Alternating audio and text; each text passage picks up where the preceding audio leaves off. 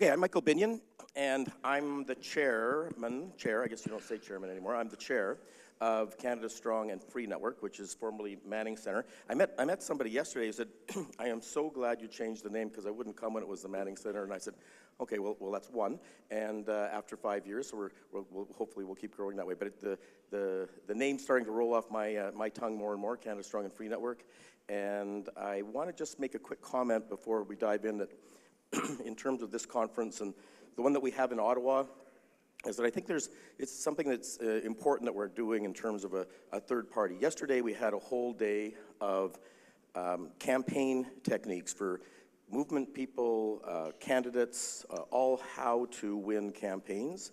And the really interesting thing about it is it's done as a network. Every single speaker was part of that same movement. They've been a candidate, they are a candidate, they are in the movement, they are in some way an expert. So it was really an amazing day of where we were sharing within our own network the expertise to become better and to build our capacity. And if today is our policy day, which is another thing I think it's important that we're trying to do. If you think about parties, say it's very difficult to have really open policy discussions in party conferences because there's so much media attention and the leader's credibility is on the line. And it's moving more and more to groups like this and days like this for us to be able to talk about the sometimes controversial policy differences that Conservatives might have, and they can happen here without affecting the image or of the party or the leader. And not only that, the party and the leaders can take the pulse of these kinds of meetings and know what we think, the heart of conservatism, as Steve Outhouse just said. So as we get into some of those discussions that can be a little bit controversial, I'm really pleased that I've got my favorite person on Twitter here with us today, Trevor Tombe. So you never know, if the panel gets boring, we'll just go on your phone, we'll do a Twitter argument for you. But I'll start by introducing Trevor on our subject today, which is the Canada Pension Plan, the Alberta Pension Plan, and I can tell you from my Twitter experience, there's a lot of people who feel very, very strongly about this issue. So Trevor's a PhD of Economics, University of Calgary, and at the Calgary School of Public Policy, and has just issued a lot of publications, did a really important report on the Alberta Pension Plan. That's the main reason we're here, but publishes a lot and is often asked to comment on economic issues.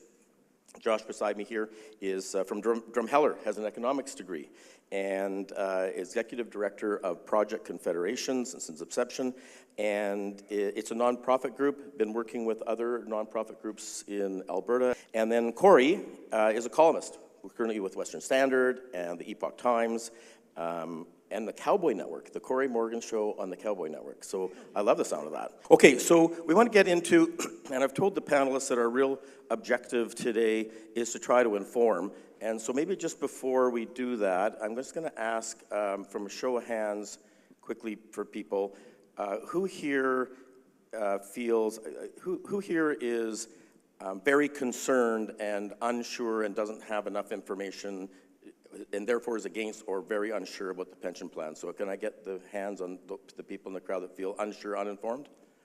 Who here feels, I'm very informed and I am 100% for the APP? Okay.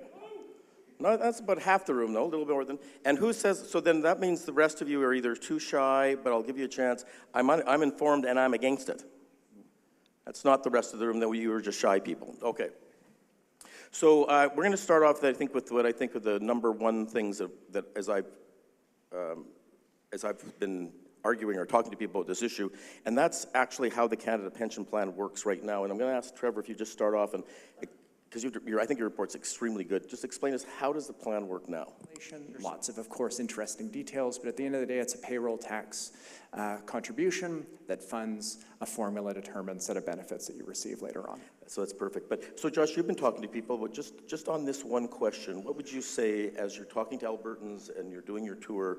What do you think they're the biggest where this misconception comes from, that there's somehow their money sitting over there being invested?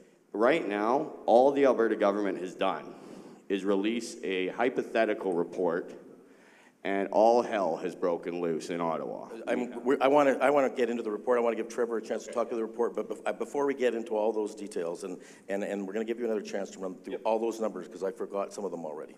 But I just want to get Corey to maybe answer on this, just on this, the setup or the premise of, and you're writing and trying to explain this. So just that question again: why do so many Canadians, most Canadians, it seems, think, oh yeah, that's a pension plan, my money's sitting there waiting for me, and don't you dare take my pension or my money.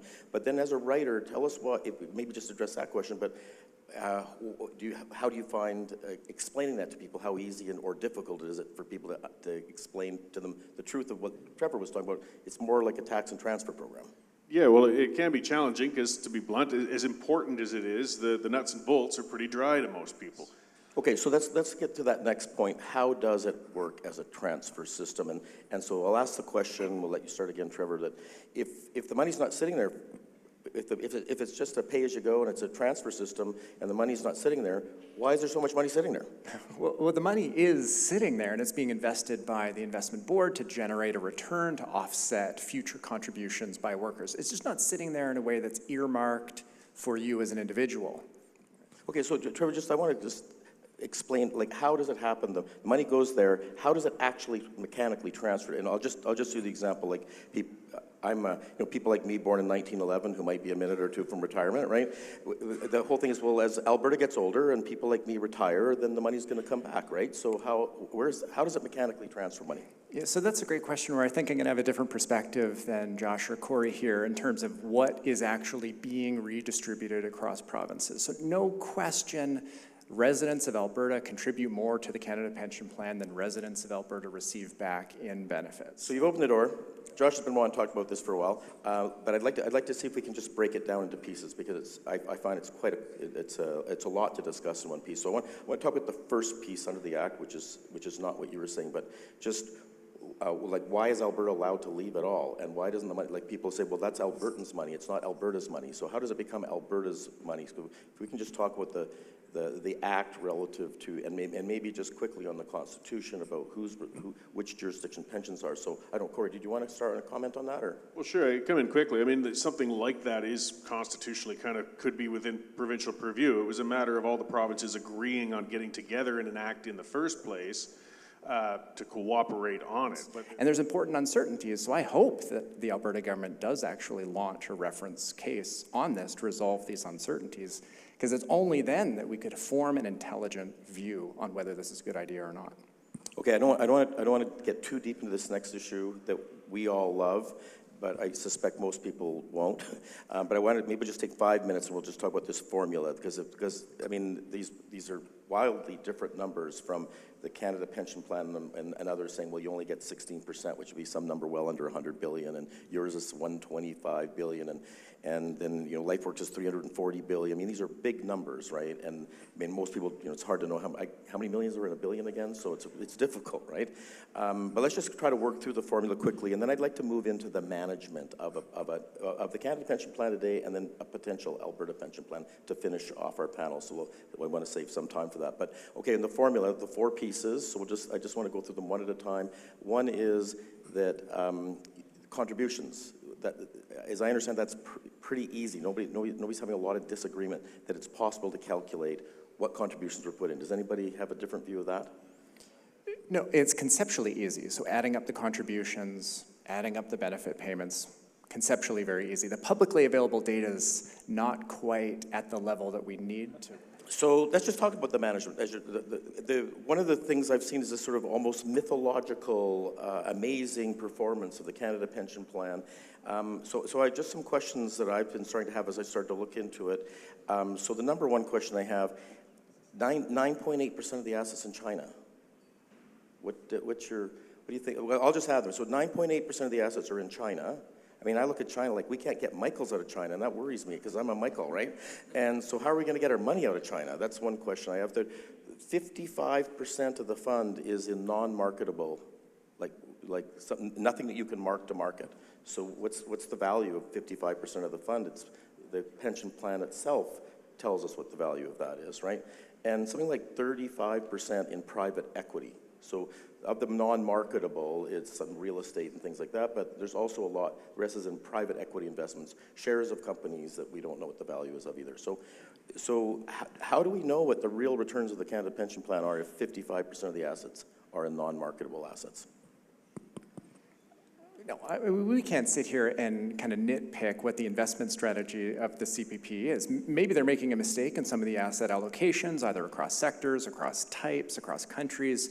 They have a single mandate to maximize returns, subject only to ensuring that they have, the right cash flow to actually pay out benefits when they're needed. And so I like to think of, what would Eberhard do if we had a separate Alberta plan, right? We might elect a completely insane premier again at some point in the future. And you need to think, are we establishing a system that would be robust to that political risk? I want to let Josh get in on this because I think, here's why I think it's 100% fair, because one of the big objections which you managed to do in your answer was on the one hand say, hey, we can't nitpick about the way that they manage their money. On the other hand, you're saying, oh my gosh, well, I'm going to start nitpicking about the way Alberta might manage the money, and that's what opponents are doing. Alberta won't manage the money well, that's a reason not to do it. Well, as soon as you say that, it opens up the door to say, well, is Canada Pension Plan managing well? So I think that's why that's a fair point, and I'm going to let Josh answer it. Yeah, so I'm not going to sit up here and say, Justin Trudeau, keep your hands off my pension, because I know that that is not fair. The Canada Pension Plan Investment Board directs the assets of the Canada Pension Plan. They are protected by their mandate, which limits or prevents government infiltration into the fund. The government of Canada cannot use your pension as a slush fund. Okay, we're going to wrap up now. So Trevor, I'm going to let you have the final word, so you can sort of wrap up. And I did, by the way, I did get your point. The 9 provinces, they have to agree 2/3, so on and so forth. I would point out though, Quebec is separate and seems to do fine with their own provincial protection. Oh. And the other thing I would say, those 9 provinces are also protecting this $3 billion a year going to them. So there's a double-edged sword there a bit. Okay, first word and last word, but make your first word short. Okay, 2 words. Yeah. Quebec is not doing all that great. They pay more to get the same benefits, right? And that's partly because of adverse demographics, and they never had a fund that maximized returns. They also allocated resources to domestic economic initiatives, which is quite problematic and why they're paying more. So, Josh, one bumper sticker reason of all your reasons, give us the top reason we should be doing our own pension plan. More money. Good. Corey, what's the top reason we should be doing our own pension plan? More economic independence from Ottawa. Well, everybody, let's thank this panel. Thank you.